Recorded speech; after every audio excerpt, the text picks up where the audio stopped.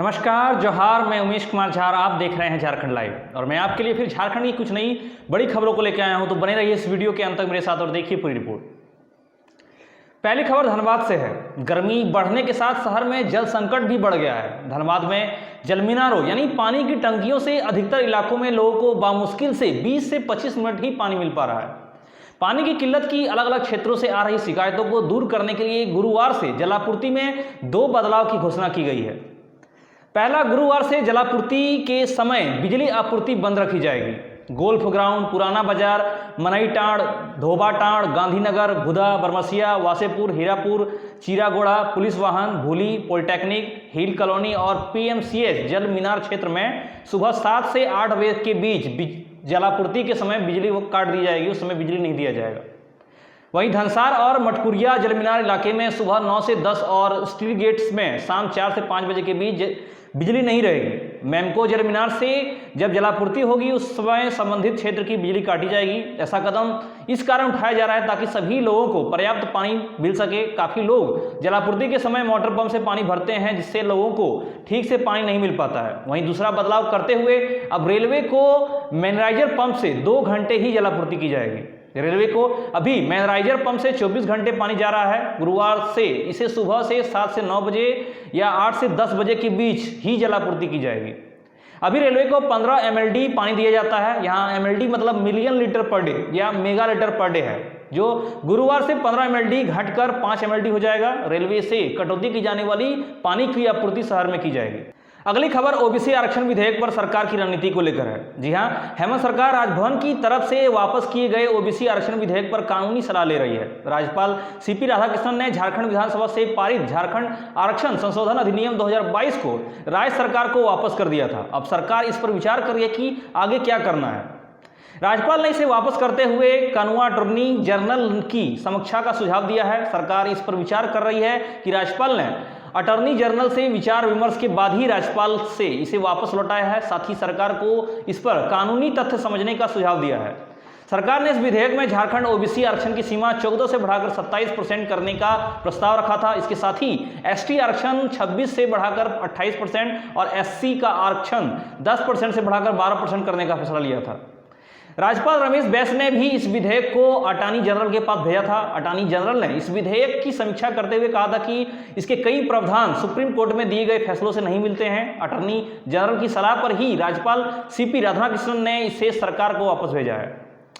हेमंत सरकार के कई फैसले पर दोबारा विचार करने के लिए राज्यपाल ने पहले भी विधेयक वापस भेजा है। जनवरी के महीने में झारखंड विधानसभा से पारित झारखंड स्थानीय व्यक्तियों की परिभाषा और परिणामी सामाजिक, सांस्कृतिक और अन्य लाभों के ऐसे स्थानीय व्यक्तियों तक विस्तारित करने का विधेयक 2022 की दोबारा समीक्षा के लिए राज्य सरकार को वापस कर दिया था। अब सरकार इन पर भी विचार कर रही है। अगली खबर सांप्रदायिक घटना को लेकर है। राज्यपाल सीपी राधाकृष्णन से बुधवार को बीजेपी के एक शिष्टमंडल ने राजभवन में भेंट की। उनको विगत दिनों जमशेदपुर में हुई सांप्रदायिक घटना की जांच कराने से संबंधित ज्ञापन सौंपा गया। साथ ही संदर्भ में प्रदेश बीजेपी की तथ्य अन्वेषण समिति की प्रतिवेदन भी समर्पित किया गया। शिष्टमंडल ने ज्ञापन के माध्यम से राज्यपाल से उक्त घटना की जांच सीबीआई या उच्च न्यायालय के न्यायाधीश के कराने की मांग की है। कहा कि निर्दोष लोगों को गिरफ्तार कर प्रताड़ित किया जा रहा है।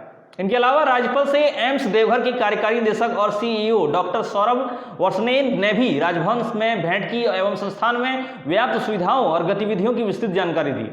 गृह रक्षा वाहिनी एवं अग्निशमन सेवा विभाग के महानिदेशक अनिल पाल्टा एवं अपर पुलिस महानिदेशक सुमन गुप्ता ने राज्यपाल से भेंट कर उन्हें अग्निशमन सेवा सप्ताह का बैज लगाया। राज्यपाल ने विभाग के सभी पदाधिकारियों और कर्मियों को शुभकामनाएं दी और अग्निशमन कोष में अपना योगदान दिया।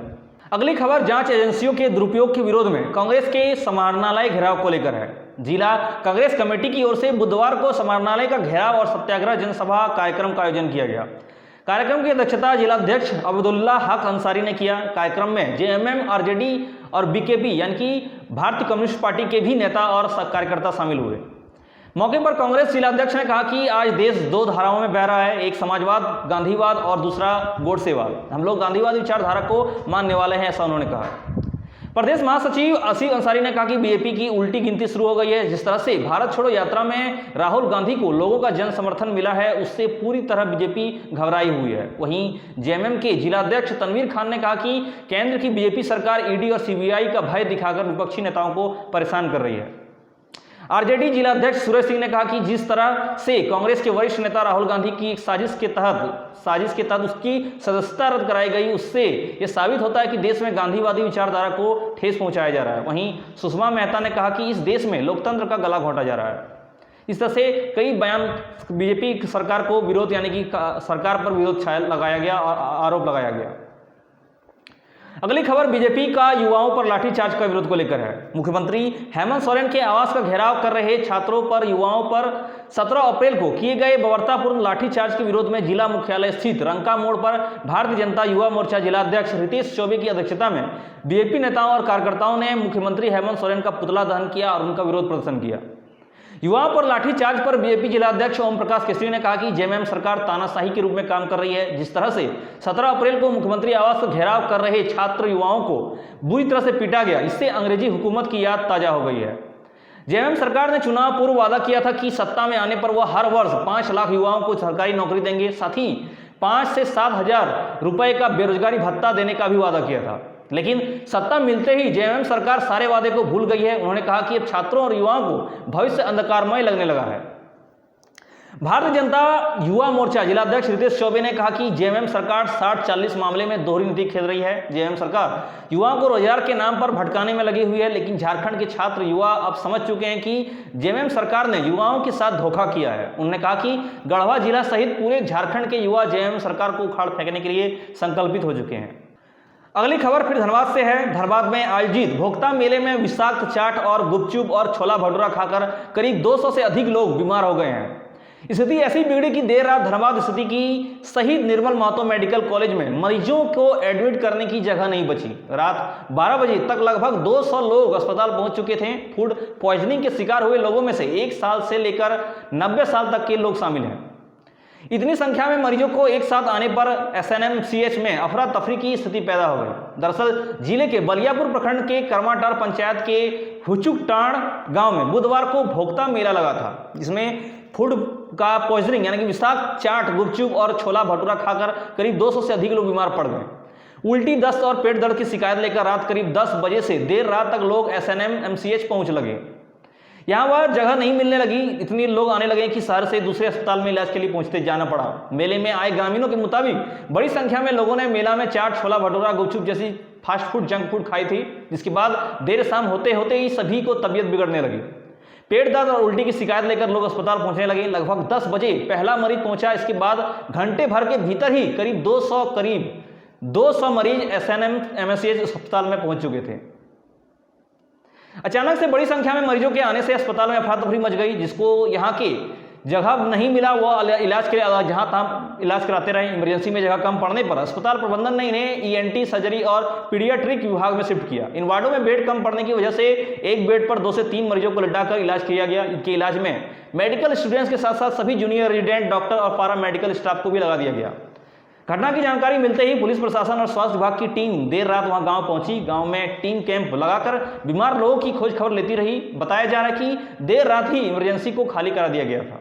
अगली खबर उत्पाद विभाग में सिपाहियों की नियुक्ति प्रक्रिया को लेकर है। झारखंड में उत्पाद विभाग में खाली पड़े सिपाहियों के 589 पदों पर अब पुलिस मुख्यालय नियुक्ति करेगा। उत्पाद विभाग ने ही नियुक्ति के लिए मुख्यालय से अनुरोध किया था। मुख्यालय अभ्यर्थियों की फिजिकल चयन कर विभाग को सूची सौंप देगा। राज्य में ऐसे पहला ही बार होगा जब उत्पाद विभाग ने सिपाहियों की नियुक्ति पुलिस मुख्यालय करेगा। मुख्यालय ने गृह विभाग से नियुक्ति होने पर वाले खर्च की मांग की है, होने वाले खर्च की राशि की मांग की थी, लेकिन गृह विभाग ने कहा कि खर्च उत्पाद विभाग ही वहन करेगा। राज्य गठन के बाद से ही उत्पाद विभाग सिपाहियों को कमी से जूझना पड़ रहा है। इसके सबसे ज्यादा राजस्व देने वाला विभाग पूरी क्षमता से काम नहीं कर पा रहा है। हालत यह है कि विभाग में अधिकारियों और कर्मचारियों की स्वीकृति पदों की तुलना में महज 17.82% पद ही भरे हैं। सबसे ज्यादा जरूरी उत्पाद सिपाही के 622 पदों में से सिर्फ 33 सिपाही कार्यरत हैं। उत्पाद उपायुक्त के 4 पद हैं, लेकिन सभी खाली पड़े हैं। कुल स्वीकृत 1066 पदों में से 178 पर अधिकारी और कर्मचारी नियुक्त हैं, जबकि 888 अभी भी खाली पड़े हैं। अगली खबर सेना की जमीन के फर्जीवाड़े को लेकर है। सेना से जुड़ी जमीन की फर्जीवाड़े तरीके से बिक्री करने के मामले में गिरफ्तार 7 आरोपियों को एक बार फिर ईडी कोर्ट से 5 दिनों तक पूछताछ करने की अनुमति मिल गई है। आरोपियों में बड़गाई सीआई भानु प्रताप प्रसाद, जमील दलाल प्रदीप बागची, रिम्स कर्मी अफसर अली, इम्तियाज खान, तलहा खान, फयाज खान और मोहम्मद सद्दाम शामिल हैं। इन सभी की रिमांड अवधि 20 अप्रैल से 24 अप्रैल तक रहेगी। दरअसल बुधवार को आरोपियों की रिमांड अवधि 4 दिन खत्म होने के बाद ईडी ने कोर्ट में सबको पेश किया गया। आवेदन देकर ईडी के वकील शिव कुमार काका ने कहा कि मामले में और पूछताछ की जरूरत है, इसलिए 5 दिन की ईडी रिमांड पर लेकर पूछताछ जारी रखने की अनुमति प्रदान की जाए। ईडी के विशेष न्यायाधीश दिनेश राय की अदालत ने दोनों पक्षों की बात सुनने के बाद 5 दिन की ईडी रिमांड को अनुमति दे दी है, अनुमति प्रदान कर दी है। ईडी ने मामले में प्रदीप बागची समेत अन्य आरोपियों को ठिकाने पर 13 अप्रैल की छापेमारी की थी। उसी दिन देर रात से 7 आरोपियों को गिरफ्तार किया गया था। अगली खबर पहली 8 लेन सड़क में स्ट्रीट लाइटों को लेकर है। राज्य की पहली 8 लेन सड़क मई में स्ट्रीट लाइटों से रोशन हो जाएगी। सराय ढेला गोल बिल्डिंग से काको मठ तक 20 किलोमीटर सड़क का निर्माण करीब 80% हो चुका है। पोल के साथ स्ट्रीट लाइटें लगा दी गई हैं, लेकिन बिजली कनेक्शन नहीं लिया गया है। अब नगर आयुक्त सत्येंद्र कुमार ने बिजली जीएम को पत्र लिखकर कनेक्शन देने की प्रक्रिया शुरू करने का आग्रह किया है। बिजली वितरण निगम जल्द ही नगर निगम को एक्सीडेंट सौंपेगा, इसके बाद आगे की प्रक्रिया शुरू की जाएगी।